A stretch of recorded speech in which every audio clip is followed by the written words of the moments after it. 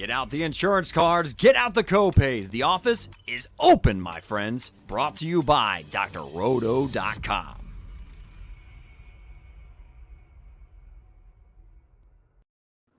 What up, what up, what up? It is another episode of Esports with Emrick. We are going to be talking about the LPL LCK 5-game slate.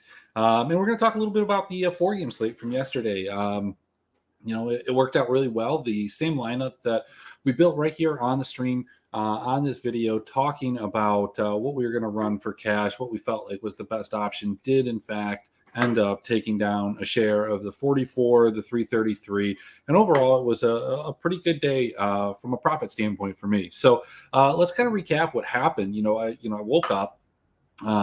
We ended up having to switch out Willer in a couple lineups with On Fleek, and I had no exposure to Nongshim. Surely wake up about 75% of the way through that game and see that Nongshim is just absolutely crushing. So specifically like the Dread, and then I think it was I want to say Canna. I don't remember who their top is, but nevertheless, it felt doomed. And anybody that didn't have any exposure to Nongshim probably felt very similarly. I made a comment at the end of game one that Sam D does not belong in a pro roster. He was super terrible. And then, they went off to reverse sweep, win the next two games, and Sam D went absolutely nuclear, scoring over like 110 DraftKings fantasy points in a 2-1 game where they, I think, had like 5 or 6 kills in the first one. Whatever. Then the IG game. We could take a look at some of the stats here, but TT historically last year, one of the things that happened is they would get out to a lead and they would blow it. My thought was, with this new roster, some of the improvements that they made, notably getting rid of CMD, but just improving in several of these positions, is that maybe we wouldn't see that again. Now, it happened against OMG. And now it happened again against IG. I don't think it was the first game, as I recall. Let's take a look. Let's add this right here. That first game was, I don't want to say drubbing, because it was only a 12-3 kill score game. But Invictus just ran over this game. The TT wasn't able to do anything. But nevertheless, it was only a 12-kill game. So if you played Weibo, you played Damwon, and you didn't have any IG exposure, you felt pretty good, but you were still kind of on the edge of your seat that they were going to get 25 or 30 kills going into that second game. And that's kind of where TT I don't want to say took over, but they did get out to a lead. I think one of the things that we are going to see with TT is they might have the ability to do that. The first game, I think the marked difference was that Frigid didn't really affect the lanes at all. He didn't help in the top lane. He didn't help in the bottom, mid. He was just kind of being very reactive and not proactive to the game. In that, second game, it was a little bit of a different case. Captain was playing much better on the Vex, and you just ran into a situation where they were ahead, but they blew the lead again. A couple missteps, and the next thing you know, with these comeback mechanics and kind of their just poor play, their inability to recognize these different situations allowed Invictus to come back into this game and then win another 12-kill game. So, a couple of things that we want to chart or just make note of is that if TT is doing this, they don't seem to have the ability to close out games. They don't have the ability to maintain that lead. And one of the things that's happened with this current patch, with this current meta, the way that the game is played right now and the mechanics within it is easier for teams to come back. And so if you have a team like TT that can get into these leads and is just going to blow them, this is some great live betting opportunity, especially if they can get the first blood, if they can get the first dragon, if they can get whatever lead they're at. If you can get the other team at plus odds, that's just something that I would monitor. So nevertheless, you feel pretty good at this point. If you're somebody like me that has Weibo Gaming, you feel really good. And then, this game against WE starts, and it just completely ineffective. Hong Kong was doing some fantastic things, but that was about it. This game looked pretty doomed. You knew that it's, I don't know. I guess when you have these better teams from time to time, you just think that like they're going to be able to come back. But as you saw a lot of these fights progress, especially around the early objectives, Angel was just out of position. He wasn't there when he needed to be. And that was a byproduct of WE recognizing that and pushing some of these objectives and then getting the advantage and building that lead up. But An had a great hook at the end, effectively eliminating Bubu from the last fight. That made it a lot easier for Weibo to get that advantage and then eventually get in there and kind of backdoor that win. I think that had the Shy died there, had they not gotten the Nexus, it was going to be a problem. I think Team WE then does end up winning. They probably go take the Elder and finish the game from there. Game 2 kind of went more how you would have expected the series to go, with Weibo just kind of dominating from start to finish. Big game. Angel was decent in this, on much better on the recon, 16 assists. It was kind of impressive, and I made a note of it that he had 6 points after the first game, and then he ended up as the highest scoring support when it was all said and done off the back of this game. Hung Fong, massive carry, and this is a guy that you're going to definitely want to prioritize. On the other side of things, Damwon kind of handled business, not necessarily the way, not in a convincing fashion, but still convincing at the same time, not in a bloody fashion. They did what they needed to do, and thankfully there was a little skirmish at the end. All those extra kills did give us a little bit of pause because DraftKings scoring took a little bit of time to update with that, but it was a good day. It was a 5x day, so I cannot complain. Let's talk about today's slate. We've got a 5-game slate. We've got a ton of League of Legends over the next couple of days. I'm going to try and keep up with doing content for you guys as much as possible, but you basically have slates from like 2 a.m. Eastern to 9 a.m. We're going to have like a 3-hour break. We have the LEC into the LCS, and then just repeat that three times over. So, hey, I'm excited for it. But let's take a look. Tomorrow in the LCK, we have 2 very kind of chalky matchups in the sense that, I don't really want to take too many stabs at these underdogs. You've got T1 and Fred Brion. T1 is a minus 1,000 favorite. As can be evident, just the way that T1 played the other day, super clean, not looking to necessarily fight, just do what they need to do to get the win. Brion last season was not a team that you necessarily wanted to target. They either kind of just rolled over or they rolled you over, and it was one or the other, and it was more often they got rolled over. So look, I don't think we need to touch on this too much. I think that T1's a pretty safe bet here, but it's just not something that I want to bet 1,000 to win 100. If we look at, we'll pop open these, take a look at these team totals. They are 22.5, not an exciting game. 22.5. That's the same thing that the Nongshim HLE series was projected for. But, the difference here is that we have seen T1 play. Brion has made a couple changes, but not really. It's a pretty identical to the team that we saw before. So I'm not super excited about this game, betting in any facet or in DFS. When we go over to this next game, Gen G DRX, I think this one's a little bit more interesting. There can be a case that you could play either one of these teams. On the side of Gen G, they just have a lot of guys that we targeted for fantasy, like in the last, 2 years, longer than that. Ruler in a ADC-centric meta where, these ADCs are the top scorers on the slate. You're not seeing the mids be able to roam as much. You're not seeing the tops get involved early. As a result, these guys are, in the bottom lane pretty much unafraid to kind of push forward, and one or the other is going to take an advantage. And when you look at this, Ruler's probably the better of the two. But, you got Ruler, you've got Chovy, you've got Peanut, you've got several of these guys that were main carries for their teams last season. How is this all going to be distributed in terms of the kills, in terms of the CS if they're in the lead? Is this team going to want to play fast? Are they going to want to play slow?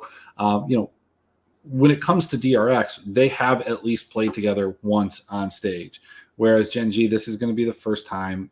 They've obviously been scrimming, and those results have been good in terms of what the other teams have been saying about Gen G.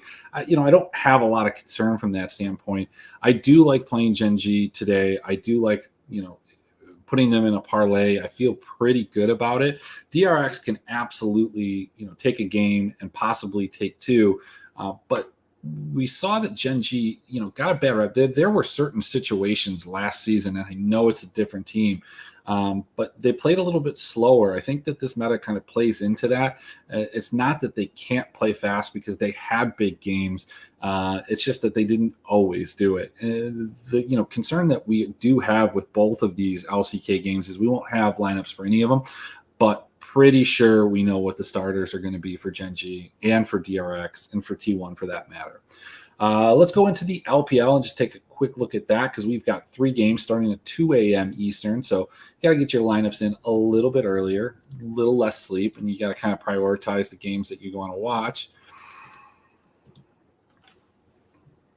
I love the interface here on Bovada. It's groundbreaking, great technology here. But we've got LGD and FPX. Going to start it off at 2 o'clock. We've got Anyone's Legend, a.k.a. the Rogue Warriors, and OMG. And then, of course, JDG and RNG. So let's just talk about these right here. We've got a 26 kill spread here. LGD is a plus 260 dog. FBX coming off of their win against RNG is minus 375 favorite.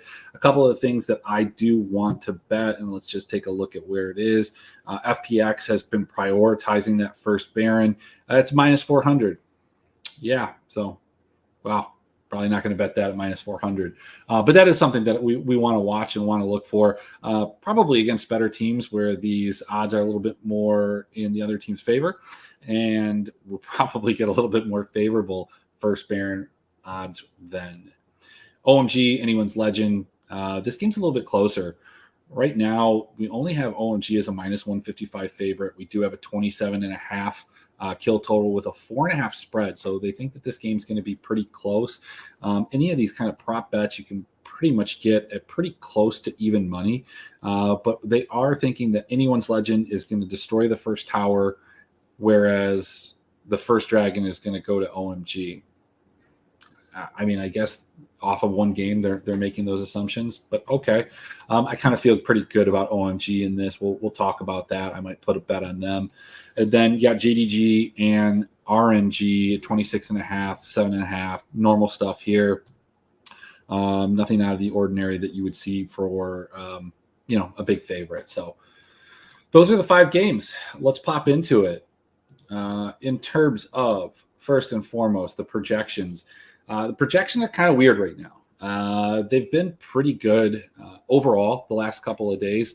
If you're watching this and you want the projections, I can send them to you. If you want historical projections where you can see what everybody was projected for, what they actually got, specifically the winning teams and in their situation, whether it was a 2-0 or a 2-1, I'll be more than happy to send those to you. Just hit me up in the Discord or shoot me a DM here on YouTube. But so Shanji, we'll talk about this, but I have him as the highest projected player. Give me a second here. All right. So this is kind of where we're at in terms of the top. OMG, JDG, DRX, FPX really doesn't like Brion, really doesn't like T1. And again, this is the top lane where we're seeing a significantly reduced kill participation and involvement. So I've kind of adjusted some of these things down. And I know that, it might not be Morgan and some of these, I think it was this one. It might not be Morgan. There are a couple guys that are actually not in here. As a matter of fact, the one guy that I know is not in here is Anyone's Legends top laner. So I just, I can tell you his projection, it's towards the top. In terms of the jungle, we've got OMG again up top, JDG, Dragon X, Anyone's Legend, we for RNG, pretty similar. I actually have Shadow kind of low here. I guess we'll kind of talk about that. And then LGD just low on this entire kind of schematic. We've got OMG again up at the top, Anyone's Legend, RNG. Same situation here. and the subs, their scores have been pretty low as well. So let's kind of go through this and talk about each one of these games, and then we'll get into making a couple lineups. When it comes to LGD and FPX, I've been pretty impressed with the way that FPX has played. They have played some Fiestas in, Demacia. What can you take from that? We've talked about this at great length, that they're not necessarily indicative of what you're going to see, when it actually counts. But LGD, on the other hand, look, that first game was off the back of Fearness. He played a fantastic Akali, was able to kind of really disrupt anyone's legend. And that was the difference in that game, is his ability to get in there, score a ton of points for you from a fantasy perspective, but get kills, disrupt the backline, and really give them advantages in the team fights.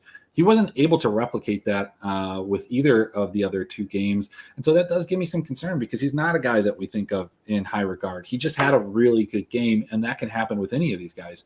So, advantage here to FBX. In the jungle, I think Beishan is better than Shadow. I think we give Shadow a little bit more credit. He's riding off of that early season or early split last year where they had a couple of big wins. One of them was against like a JDG team that at the time, I believe we thought was very good. It turned out that they weren't.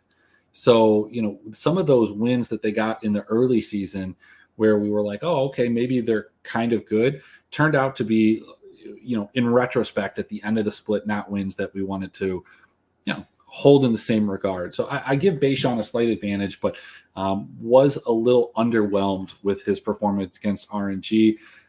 Again, that's playing against Wei. That's playing against Xiaohu. That's a lot tougher competition than what they're going to face here.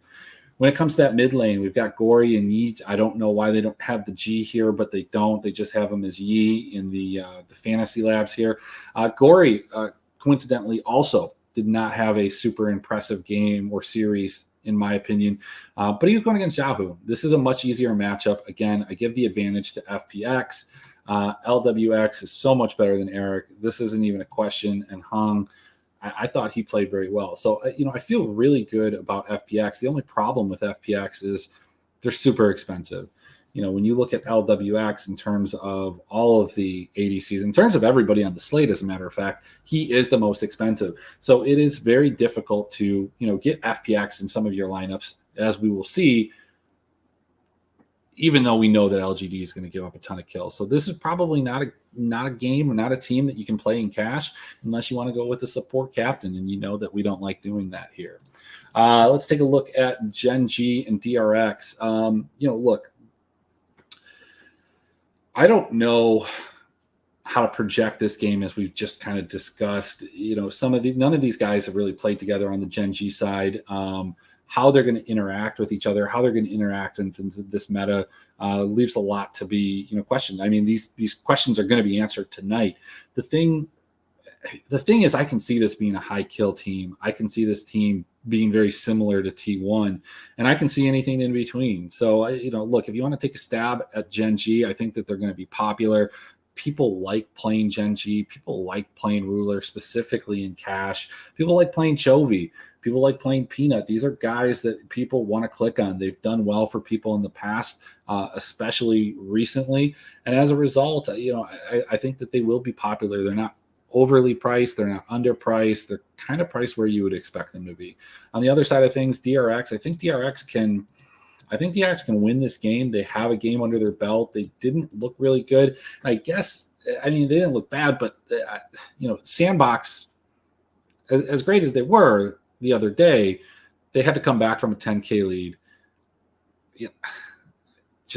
They got a ton of kills. And if they did, you would venture to guess that Gen G can do the same thing. So that's what we'll talk about there. These two games are the ones that I think are really interesting. And by the way, let's just kind of get this one out of the way. T1, Frederick Brion, I'm not interested. Just going to be too low of a kill. If you want to play T1 in cash, more power to you. Scoop my head-to-heads. I just don't buy it. I'll live with a couple of games or a couple of series every split that they do very well, that they're in the optimal. It's fine. It's no big deal. But when it comes to this game, anyone's legend in OMG. Look, I don't necessarily think that OMG is this like top tier team in the LPL. I do think that they kind of are thought of a little bit in higher regard than where they end up. They were kind of fraudulent at the, not the end, but throughout the entire last split. And we talked about this the last time that they played. But in the same regard, they're playing anyone's, AL. This team is not very good either. They do have a win under their belt, but it was against LGD. I don't think LGD is very good. Between these two teams, I think OMG is just clearly the better team. When we are playing OMG, we'll talk about this, but I think Shanji is just going to go way over-owned based off of the hype from the casters, based off of that game. But, there have been a couple tops that have kind of bucked the trend in terms of the kill participation, in terms of the kill share. And, he is one of them.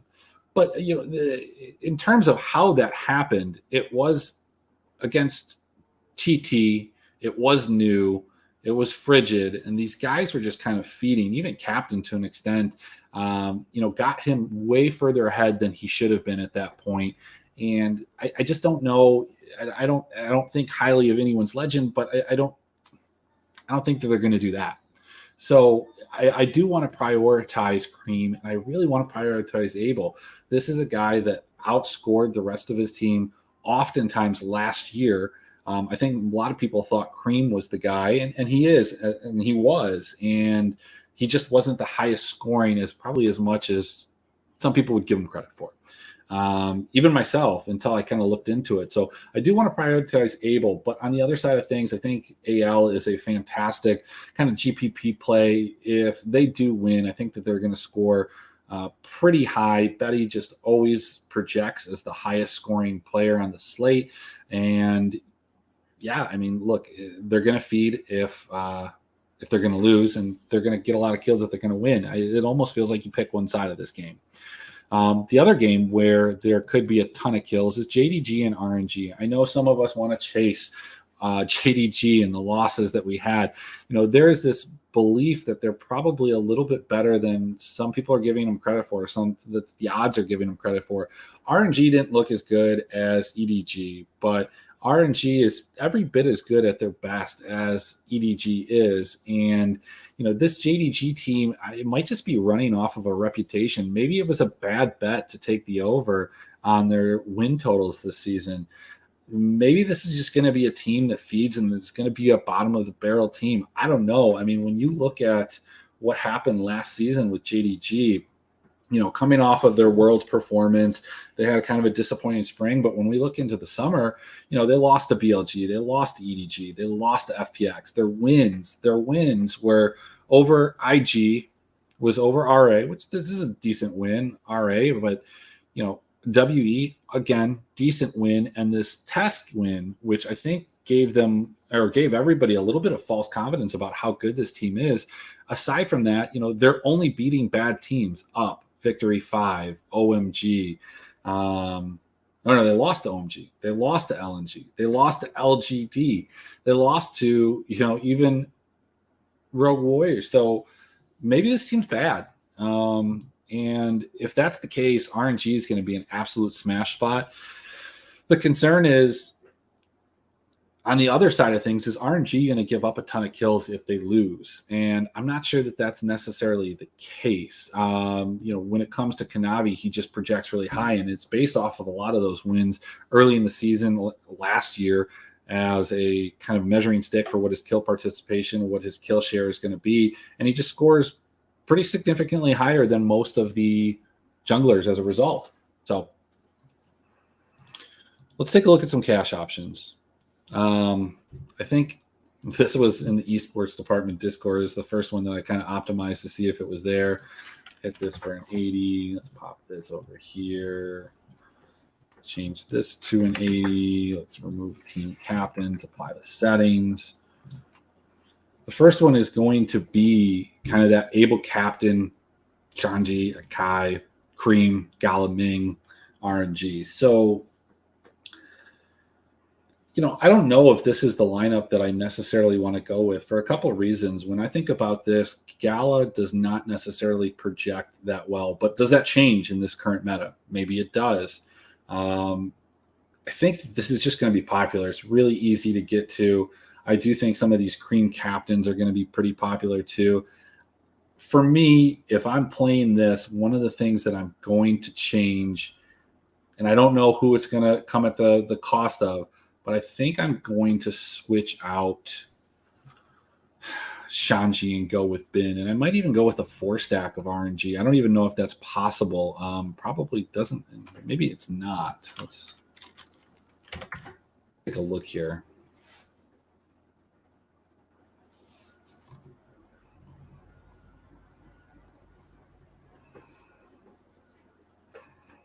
Doesn't look like that it is, or at least it's not optimizing as such. Let's take a look and see if we can build it. So let's go with a captain. If we're going to go with RNG, we're saying we don't think that Gala is the way to go. Let's go with Jiahu. Let's go with Bin.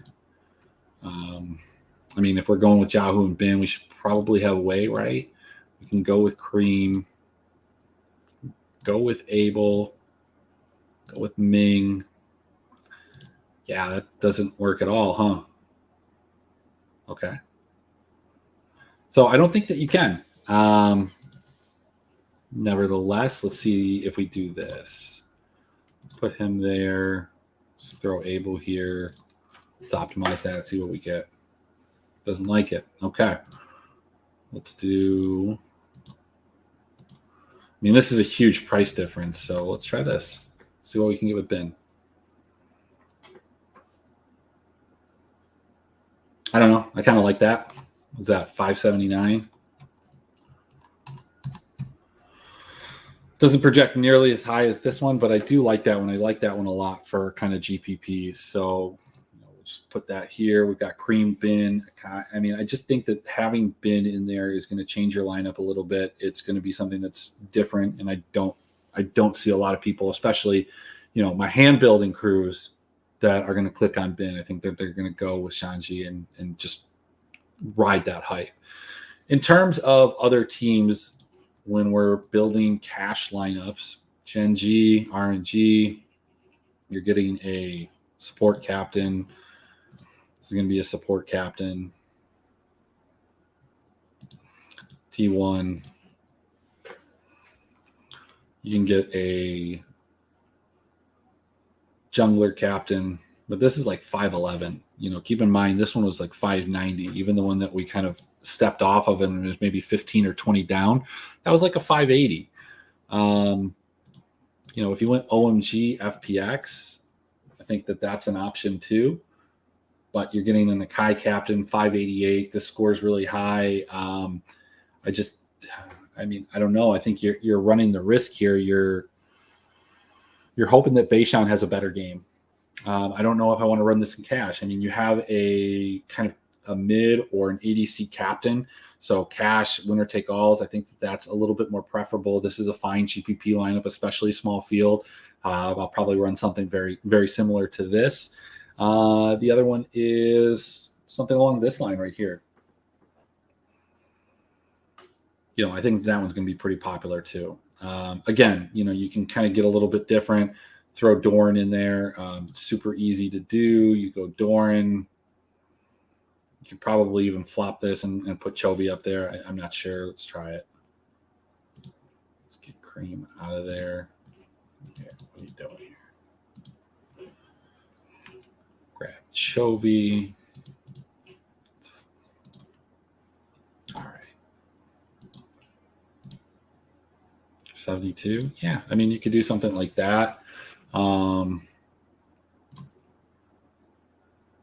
Can't get Peanut at that point, but let's see if we go here, we get OMG, we can't get Peanut. All right, well, so you might not have a traditional 4-3 if you're going that way and you're getting a little bit different. But again, what does come up just instantly is going to be this kind of Cream captain with Chovy. That's 577. I think that one's okay if you don't want to go with the RNG.